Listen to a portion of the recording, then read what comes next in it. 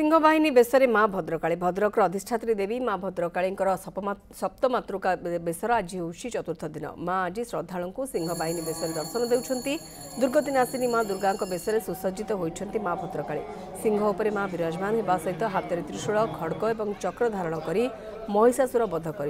बेसरे माँ को दर्शन कले राक्षस प्रवृत्ति गर्व अहंकार क्रोध मोह माया दूर होगा सहित सर्वसुख प्राप्ति होता है श्रद्धालुंकर विश्वास रही। माँ दिव्य दर्शन बेस दर्शन करने राज्य तथा राज्य बाहर बहु श्रद्धालुंकर भिड़ जमी। भद्रकर अधिष्ठात्री देवी माँ भद्रकाली काली पूजा उपलक्षे जो अनुष्ठित हो महायज्ञ आज चतुर्थ दिवस ए चतुर्थ दिवस माँ सिंहवाहिनी रूप में पूजा पाँच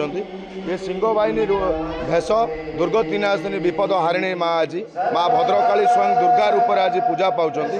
माँ आज विराजमान होती सिंह एवं महिषासुर को माँ आज बध कर माँ जो सिंहवाहिनी भेष भक्त मान दर्शन कले अगाध विश्वास रही समस्त ग्रह दशा एवं रिष्ट खंडन हुए भक्त संपूर्ण विपद मुक्त रुए बोली अगाध विश्वास रही अछि। बहुत भल नागिला बहुत आनंद नागिला ये बेश आम केवे आसिक देखिन प्रथम थर आसिक देखु 9 दिन हो बेश बहुत भल नागिला मंदिर भी बहुत उन्नति होती बहुत वर्ष पर आसीचु भल लगुच आध्यात्मिक परिवेश भल अच्छे। आज माँ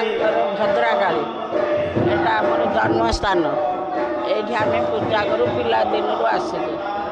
माँ आज सिंहवाहिनी बहुत भल